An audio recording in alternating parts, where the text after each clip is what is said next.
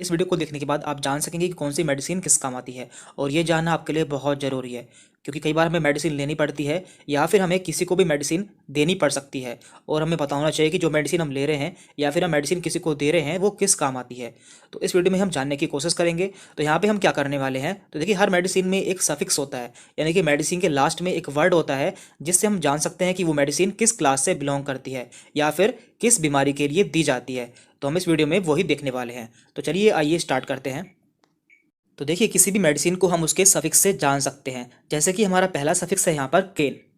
तो देखिए केन एक सफिक्स है जो कि लोकल एनेस्थेटिक में यूज़ किया जाता है। इसका मतलब होता है ऐसी दवाइयाँ जो कि किसी पर्टिकुलर रीजन को या किसी बॉडी के ऑर्गन को सुन करने के लिए दी जाती है।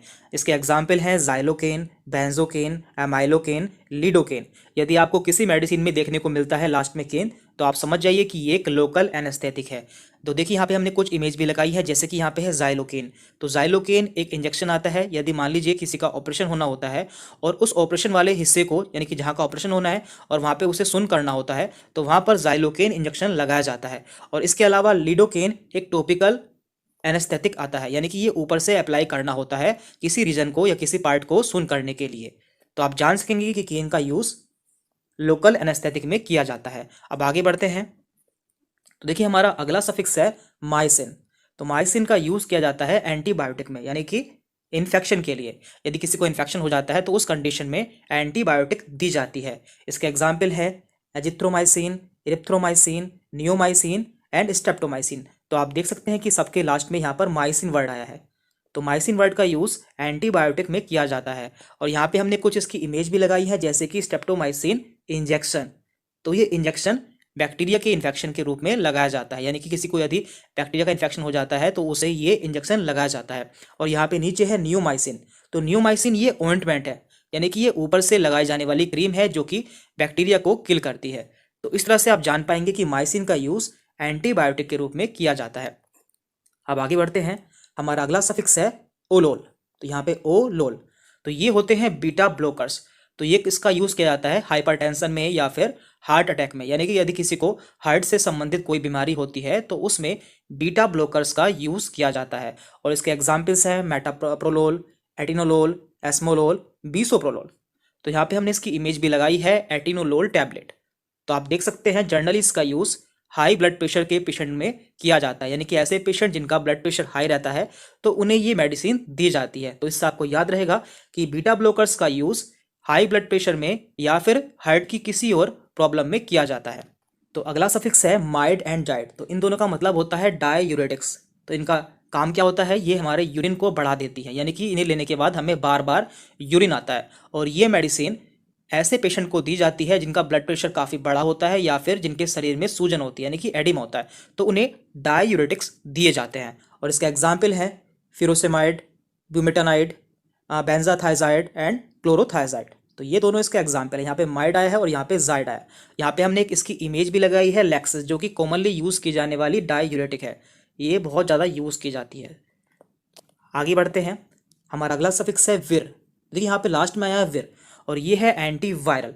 तो आप इसे जान सकते हैं, यहाँ पे विर आया है और ये यहाँ पे वायरल आया है। तो यहाँ पे ये वायरस के लिए यूज़ की जाती है, यानी कि वायरस के इन्फेक्शन के लिए यूज़ की जाती है। इसके एग्जाम्पल्स हैं ये साइक्लोविर, रेटिनाविर एंड इंडिनाविर। और यहाँ पे हमने इसकी इमेज भी लगाई है जो कि सिप्ला कंपनी की है, और ये एसीविर नाम से आती है। लेकिन आप देख सकते हैं यहाँ पे जो जो इसका यहाँ पे जेनरिक नेम है वो एसिलोविर यूज़ हुआ है, और ये जो है ये इसका ब्रांड नेम है।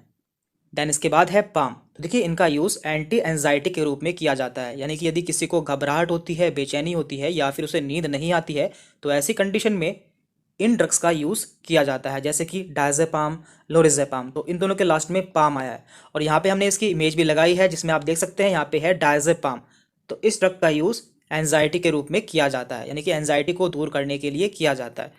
देन इसके बाद है स्टैटिन। तो देखिए स्टैटिन का यूज़ एंटी हाइपर लिपिडेमिक्स में किया जाता है, यानी कि ऐसे व्यक्ति जिनका लिपिड बढ़ जाता है, यानी कि कोलेस्ट्रॉल बढ़ जाता है, उन्हें स्टैटिन मेडिसिन दी जाती है। और इन पेशेंट को हार्ट अटैक के चांसेस रहते हैं, तो उसे दूर करने के लिए यहाँ पर स्टैटिन दी जाती है। इसके एग्जाम्पल्स हैं एटोरवास्टैटिन, सिमवास्टैटिन एंड लोवास्टैटिन। यहाँ पे हमने इसकी इमेज भी लगाई है एटोरवास्टैटिन की। तो इस तरह से आपको याद रहेगा, यदि किसी ड्रग के लास्ट में स्टैटिन आता है तो वो लिपिड के लिए यूज़ की जाती है, यानी कि कोलेस्ट्रॉल को कम करने के लिए इस्तेमाल की जाती है। एंड इसके बाद में है सोन। तो देखिए, सोन ऐसी दवाई होती है जो कि स्टेरॉइड के रूप में यूज़ की जाती है, और स्टेरॉइड का काम होता है बॉडी में इन्फ्लामेशन को दूर करना, लेकिन इनके बहुत ज़्यादा साइड इफेक्ट भी होते हैं, इसलिए इनमें से आपको कोई भी मेडिसिन बिना डॉक्टर के प्रिस्क्रिप्शन के नहीं लेनी है। और इसके एग्जाम्पल्स हैं बेटामेथासोन, कोर्टिसोन, डेक्सामेथासोन। तो इन सभी मेडिसिन का यूज़ स्टेरॉइड के रूप में किया जाता है, जो कि बॉडी में इन्फ्लामेशन को दूर करती है।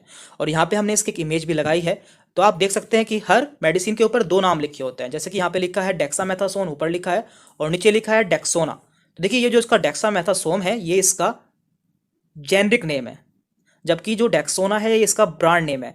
तो ब्रांड नेम जो है वो कंपनी डिसाइड करती है, यानी कि कोई भी कंपनी किसी भी पर्टिकुलर जेनरिक नेम का या फिर सॉल्ट का ब्रांड नेम अलग रख सकती है, तो ये डिपेंड करता है।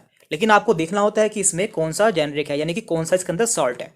तो इस तरह से आप मेडिसिन को पहचान सकते हैं। यहाँ पे हमने मैक्सिमम मेडिसिन कवर कर ली है, और जो मेडिसिन रह गई हैं वो हम अगली वीडियो में कवर कर लेंगे। और लास्ट में सबसे इंपॉर्टेंट बात देखिए, वीडियो केवल इसलिए बनाई गई है जिससे आप जान सके कि कौन सी मेडिसिन किस काम आती है, लेकिन आपको इनमें से कोई भी मेडिसिन बिना डॉक्टर के प्रिस्क्रिप्शन के नहीं लेनी है, यानी कि आपको ये मेडिसिन खुद से नहीं लेनी है जब तक आपको डॉक्टर सजेस्ट नहीं करते हैं। तो इस वीडियो में इतना ही था। यदि आपको कोई डाउट रहता है तो आप हमसे कमेंट करके पूछ सकते हैं। Thank you very much.